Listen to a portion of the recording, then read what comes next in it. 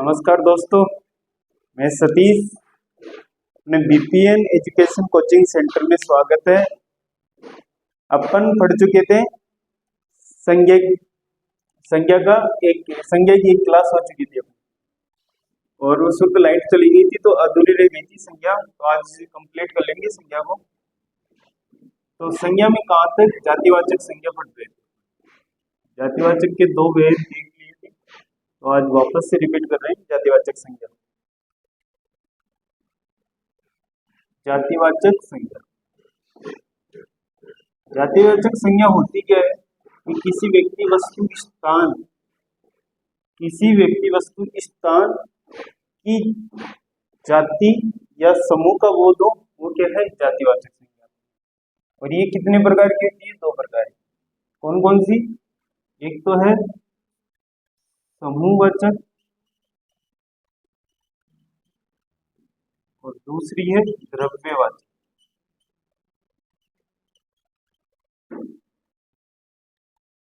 जातिवाचक संज्ञा में क्या है? किसी व्यक्ति वस्तु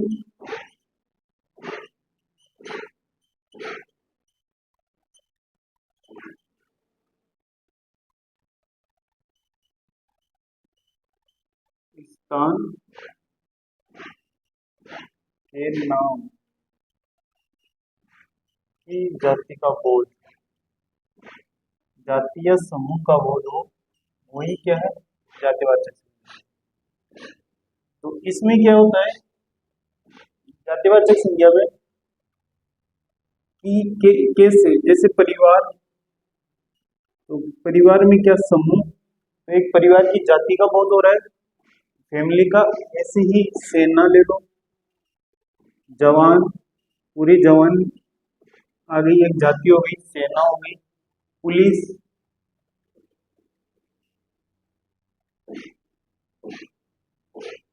और क्या, गुच्छा, ये सब क्या एक जाति है। इसमें क्या क्या आता है? और पदवी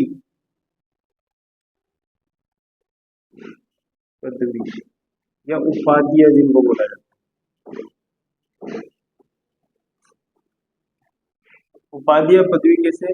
जैसे डॉक्टर है तो डॉक्टर की उपाधि मिली हुई है उसको। प्रोफेसर,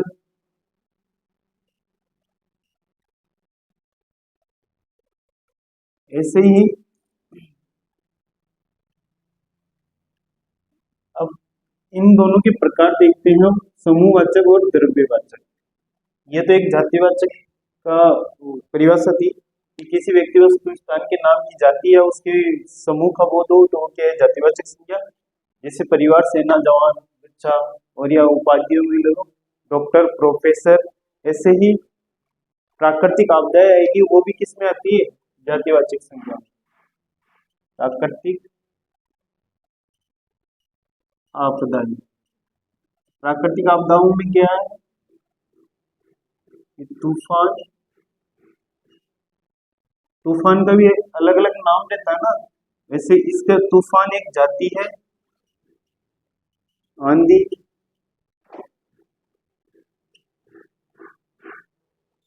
चक्रवात,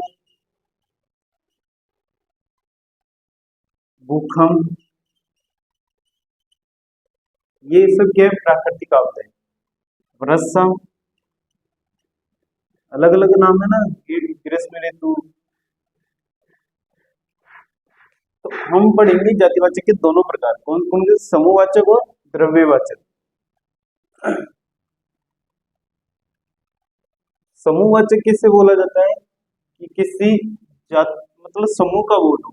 जैसे मैंने लिखा सेना, जवान, गुच्छा, पुलिस, परिवार, ये क्या है? एक समूह का बोध करवा दे।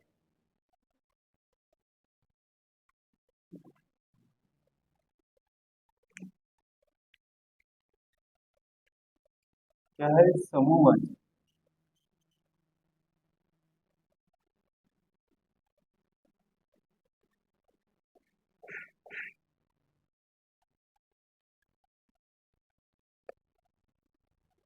झुंड,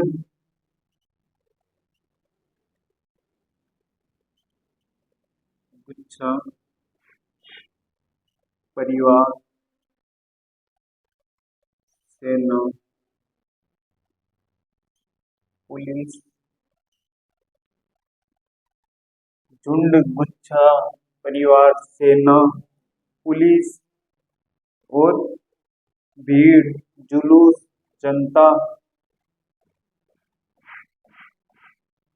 भीड़, जुलूस, जनता, मतलब एक समूह का बोध करवा रहे हैं। ये हमेशा कैसे होते हैं? एक वचन, और इनकी क्या गणना की जा सकती है, मतलब हम गिन सकते हैं इनको, ये इनकी गणना की जा सकती है। तो ये क्या है? समूहवाचक संज्ञा। ठीक है, ये याद रखना है, ये कैसे होते हैं? एक वचन होते हैं और गणना की जाती है। जैसे झुंड का झुंडो नहीं आएगा यहाँ पे, तो झुंड का झुंड ही रहेगा। गुच्छा है तो गुच्छो नहीं आएगा, गुच्छा ही रहेगा। ठीक है, तो ये एक वचन है और कैसी है? इनकी गणना की जा सकती है। जैसे परिवार है, तो परिवार एक जाति का बोध करवा रहा है, उसमें बहुत से परिवार के अंदर बहुत सारे क्या पुरुष और स्त्री रहते हैं। इसके बाद में देखेंगे द्रव्यवाचक।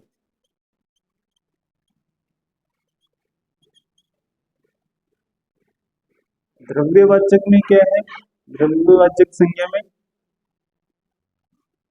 ये द्रव्य अलग है। इस द्रव्य का अर्थ होता है ठोस,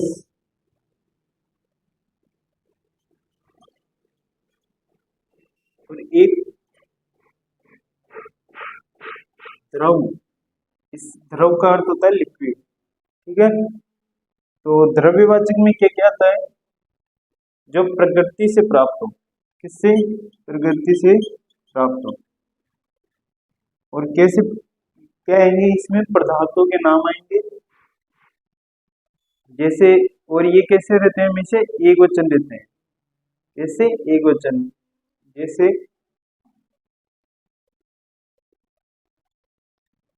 सोना, चांदी, तांबा,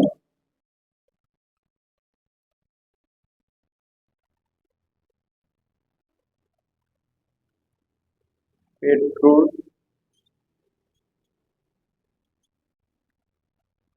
डीजल,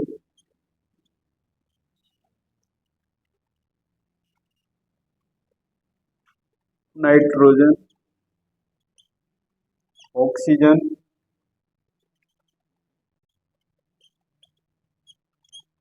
ये सब किस में आएंगे? द्रव्यवाचक संज्ञा में। ये कैसे होते हैं? एक वचन होंगे, तो इनका भी बहुवचन नहीं बनाया जा सकता। और ये कैसे होते हैं? अगणनीय, मतलब इनकी गणना नहीं की जा सकती। ये समूहवाचक में क्या है? ये गणनीय है, एक वचन होते हैं। ये भी एक वचन होते हैं लेकिन अगणनीय होते हैं, इनकी गणना नहीं की जा सकती। मतलब गिन नहीं सकते, इनको गिन सकते हैं, काउंट कर सकते हैं इनको, एक एक को। तो ये तो है समूहवाचक और द्रव्यवाचक। इसके बाद में देखेंगे अगला भाववाचक संज्ञा।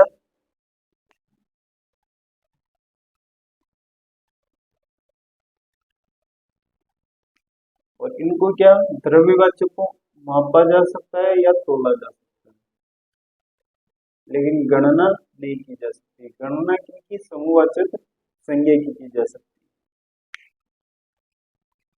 तो समूहवाचक में क्या क्या आता है? परिवार, सेना, पुलिस, झुंड, जुलूस, जस्ता, कक्षा, पुस्तकालय, ये सब किस में आते हैं? समूहवाचक। द्रव्यवाचक में क्या है? सोना, चांदी, तांबा, नाइट्रोजन, ऑक्सीजन, जो प्रकृति से प्राप्त होते हैं, वो सब किस में आते हैं? द्रव्यवाचक।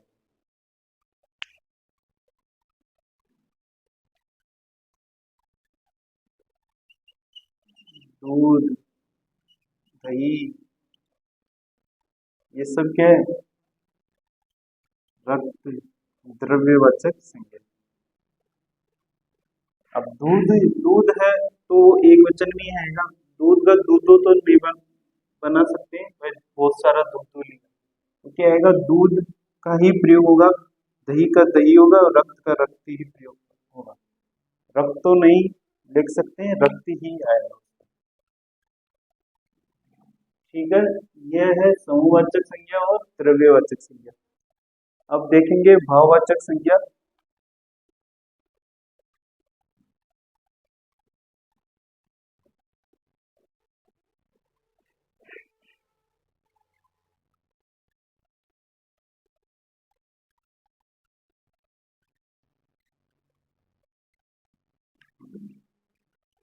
अब चलते हैं भाववाचक संज्ञा पर।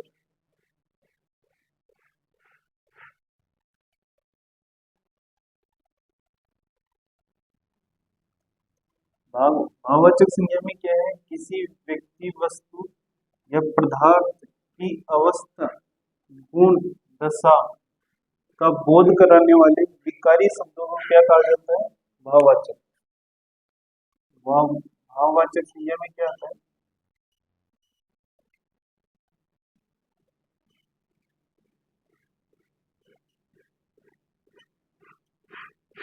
किसी व्यक्ति, वस्तु, पदार्थ की अवस्था, गुण, दशा, पदार्थ की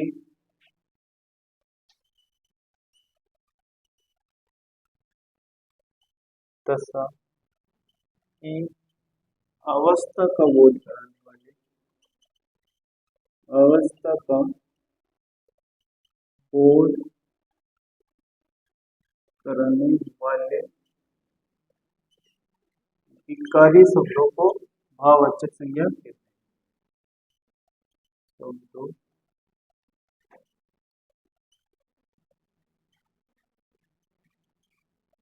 किसी व्यक्ति, वस्तु या पदार्थ के गुण, दोष, दशा की अवस्था का बोध कराने वाले विकारी शब्दों को ही क्या बोला जाता है, भाववाचक संज्ञा। और विकारी शब्दों में मैंने पहले बता चुका हूँ, विकारी शब्द कौन कौन से होते हैं, संज्ञा शब्द, सर्वनाम शब्द, क्रिया शब्द और विशेषण शब्द। ये सब कैसे हैं, विकारी शब्द। और विकारी शब्द कैसे होते हैं, जिनका अर्थ निकलता हो, मतलब सार्थक शब्द होते हैं, भाववाचक संज्ञा कहते हैं।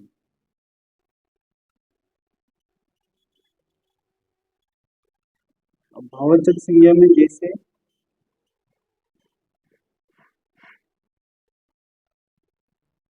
किसी की ईमानदारी है, ईमानदार,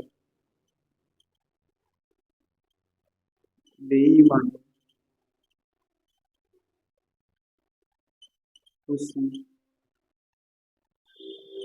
गम या दुख,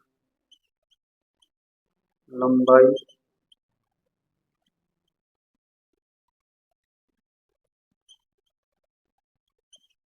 चौड़ाई, ऊंचाई। अब किसी की, और ये हमेशा कैसे होते हैं कि उनकी अवस्था हो, मतलब उनकी अवस्था को फील कर सकते हैं, मतलब उनकी, जैसे किसी की लंबाई है, पहले किसी की लंबाई हमने इतनी देखी थी, फिर क्या हुआ, थोड़े दिनों बाद में हमने देखा कि उसकी लंबाई कितनी, थोड़ी बढ़कर और ज्यादा हो गई, लेकिन हम उसकी लंबाई को ऐसे बढ़ते हुए नहीं देखे। लेकिन हमें क्या हुआ, हमें एहसास हुआ, महसूस हुआ कि उसकी लंबाई बढ़ चुकी है। जो महसूस होता है वो किस में आएगा, भाववाचक। और ये कैसे होते हैं, एक वचन होते हैं, इनकी क्या दशा को महसूस कर सकते हैं।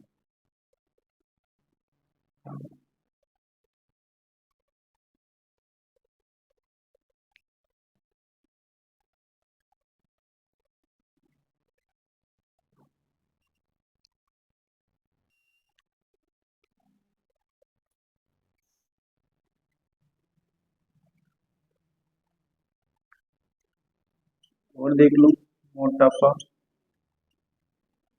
बचपन,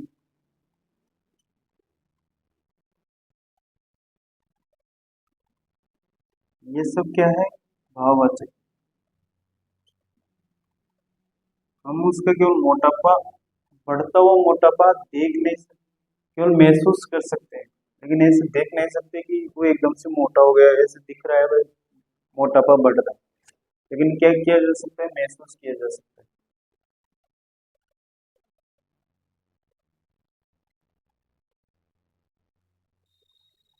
तो ये क्या है, भाववाचक संज्ञा की परिभाषा।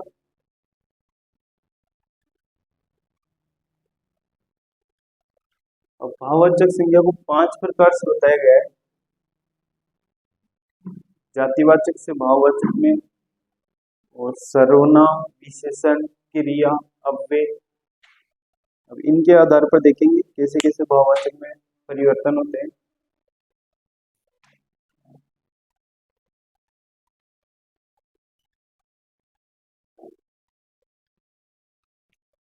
और इनको महसूस ही कर सकते हैं, केवल स्पर्श नहीं कर सकते।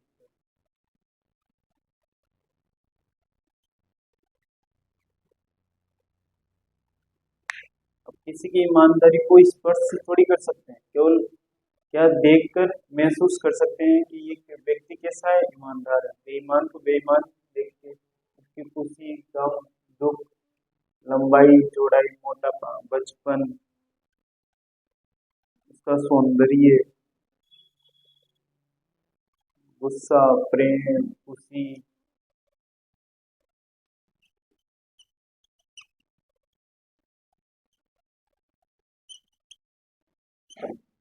ये किस में आते हैं, भाववाचक। ठीक है, भाववाचक में कितने प्रकार से बताए गए हैं, 5 प्रकार देखेंगे एक एक का। और इनको क्या है, स्पर्श नहीं कर सकते, महसूस कर सकते हैं। ये कैसे होते हैं, एक वचन में प्रयुक्त होते हैं। जैसे एक वचन, बहुवचन इनका नहीं बनाया जा सकता। जैसे कोई सा भी ले लो, मोटापा ले लो, तो मोटापा को मोटापो बोल नहीं सकते भाई, मोटापो हो गया।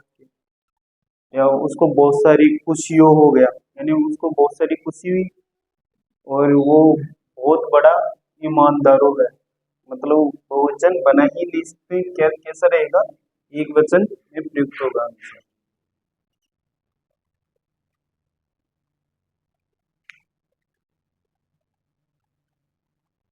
ठीक है, अब इसके 5 प्रकार देखेंगे।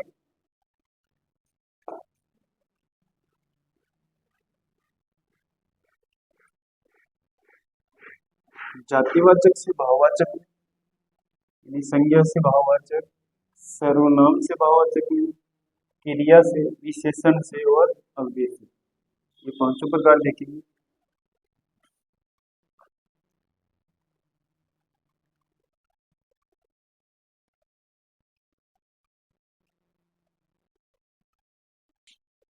तो दोस्तों, ये है भाववाचक के, एक तो पहला प्रकार जातिवाचक से भाववाचक में परिवर्तन करना, और विशेषण से भाववाचक। हम इसके भाववाचक के कितने प्रकार पढ़ेंगे, 5 प्रकार।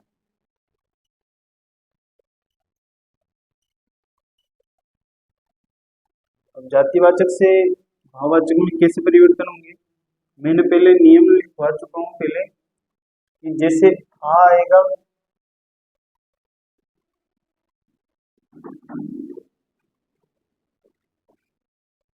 जैसे महात्मा का क्या होगा, महात्म्य क्या होगा, महात्मा का विशेषण में परिवर्तन करेंगे तो किस में क्या हो जाएगा, इसका महात्म्य। और मैंने पहले लिखवाया था कि ए या आए, तो परिवर्तन किस में होगा, आ में। इधर क्या हो जाएगा, महात्म्य, महात्म्य। ठीक है, इसके बाद में बच्चा है, बच्चा का किस में परिवर्तन होगा, बचपन। और कुमार का किस में परिवर्तन हो जाएगा, कुमार, तो वो किस में बदल जाएगा, कुमारी। वो किस में बदलेगा, बदलेगा ओ में। जैसे किशोर किस में बदल जाएगा, केशोरी। तो ई की मात्रा किस में, आई में परिवर्तन हो जाएगी, तो क्या हो जाएगा, केशोरी। ऐसे ही लड़का है तो लड़का का क्या होगा, लड़कपन। और माता का क्या हो जाएगा, विशेषण में परिवर्तन करते वक्त मातृत्व। और पिता का पितृत्व। ऐसे ही विशेषण ले लो, विशेषण गर्म है तो गर्म का क्या होगा, गर्मी। सर्द का क्या होगा, सर्दी। और ठंडा का क्या हो जाएगा, ठंड या ठंडाई।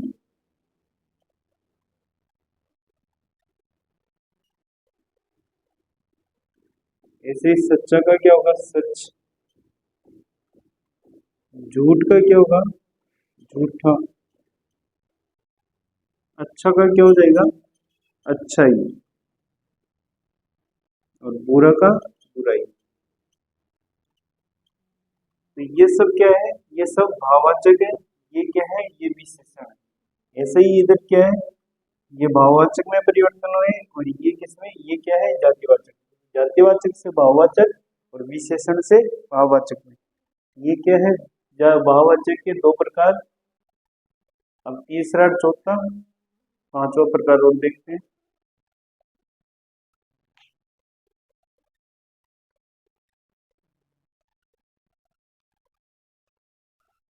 तो दोस्तों दो प्रकार तो हम पढ़ चुके हैं भाववाचक के।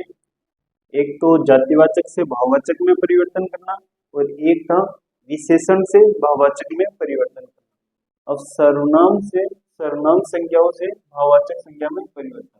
तो सर्वनाम शब्द अहम का क्या होगा, अहम। तो अहम का क्या हो जाएगा, अहंकार।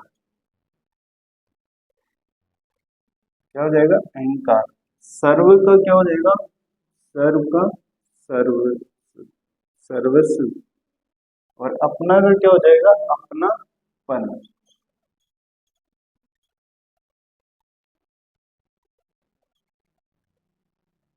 ये क्या है, सर्वनाम शब्द। और ये क्या है, भाववाचक। तो अहम का अहंकार में, सर्व का सर्वस्व और अपना का अपने, अपनापन। ऐसे ही क्रिया शब्द है। क्रिया शब्द में क्या रहती है कि ना धातु जुड़कर क्रिया शब्द बन जाता है। जैसे हार का हारना और जीतना, उड़ना और चुनना, इन सब में क्या लगी हुई है, ना धातु लगी हुई है। तो हार का क्या होगा, हारना का क्या होगा, भाववाचक हार। जीतना का क्या होगा, जीत। ऐसे ही उड़ना का क्या होगा, और चुनना का क्या होगा, चुनाव। उड़ना का क्या, उड़ या उड़ान, क्या होगा, उड़ान।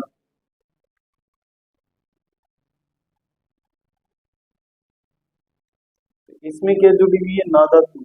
और ये भाववाचक में परिवर्तन कर रहे हैं तब। जैसे हारना का क्या हो गया, हार। जीतना का जीत। उड़ना का उड़ान। चुनाव, चुनना का चुनाव। ऐसे ही अव्यय शब्द देख लो। अव्यय से भाववाचक संज्ञा में परिवर्तन कैसे होगा, बाहर का क्या हो जाएगा, बाहरी। भीतरी का क्या हो जाएगा, भीतर। बाहर का क्या होगा, बाहरी। भीतर का क्या हो जाएगा, भीतरी। ऊपर का क्या होगा, ऊपरी।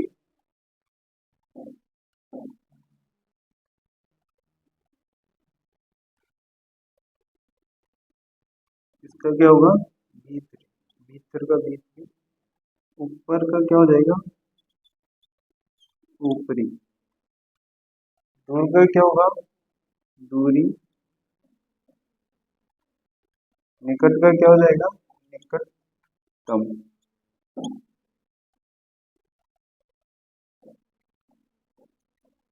तो ये क्या है, भाववाचक संज्ञा के पांच प्रकार कौन कौन से हैं। एक तो जातिवाचक से भाववाचक में परिवर्तन करना, एक विशेषण से भाववाचक में, सर्वनाम क्रिया अव्यय से भाववाचक संज्ञा में परिवर्तन करना। ये पांचों प्रकार हम पढ़ चुके हैं। और नोट करके एक चीज लिख लो कि अगर लास्ट में क्या ये था या कभी कभार की तो प्रत्यय लगाकर भाववाचक संख्या में परिवर्तन कर सकते हैं। ये उतारी हुई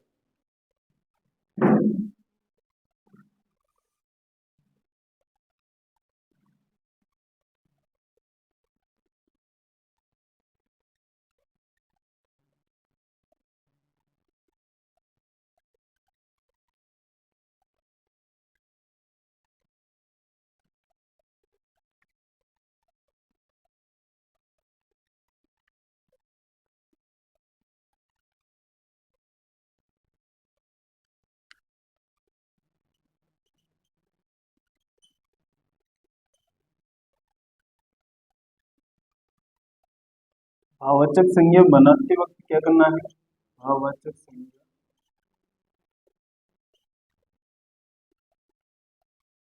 का निर्माण करते समय क्या करेंगे? ये या ता या ई या तुअ प्रत्यय लगाकर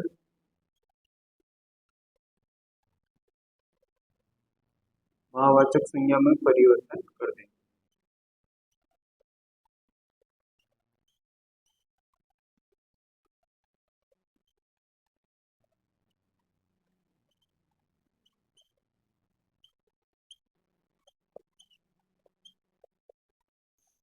क्या क्या? ये ता या ई या तुअ प्रत्यय लगाकर भाववाचक संज्ञा में परिवर्तन या भाववाचक संज्ञा बनाई जा सकती है इनके द्वारा। अब कल हम देखेंगे संज्ञाओं से कैसे परिवर्तन होता है, मतलब जातिवाचक संज्ञा से भाव व्यक्तिवाचक संज्ञा में कैसे परिवर्तन होता है वाक्य में प्रयोग करते। जैसे एक उदाहरण ले लो कि गांधी जी का योगदान देश की आजादी में बहुत बड़ा योगदान है, मतलब देश की आजादी में गांधी जी का बहुत बड़ा योगदान है और गांधी परिवार का देश की आजादी में अमूल्य योगदान है या गांधी परिवार का भी बहुत बड़ा योगदान है। तो जहाँ परिवार शब्द आया वो तो क्या हो जाएगा? जाति। तो गांधी जी शब्द आ रहा है वो क्या हो रहा है? एक विशेष व्यक्ति की बात हो रही है, तो वहां क्या हो जाएगा? व्यक्तिवाचक संज्ञा। तो ये सब कल देखेंगे हम। आज के लिए बस इतना ही। आज हमने क्या क्या पढ़ा है? जातिवाचक संज्ञा दोनों प्रकार, समूहवाचक और द्रव्यवाचक। और ये सब क्या है? एक वचन। समूहवाचक क्या है, कैसे गणना की जा सकती है समूहवाचक में, और द्रव्यवाचक गणनीय होते हैं। और भाववाचक में क्या है कि भाववाचक में अवस्था या उसकी मतलब महसूस कर सकते हैं भाववाचक को, ये भी कैसे होते हैं? एक वचन। स्पर्श नहीं कर सकते भाववाचक संज्ञाओं को। तो आज के लिए बस इतना ही। कल फिर मिलते हैं एक नई क्लास के साथ। तब तक के लिए जय हिंद, जय भारत।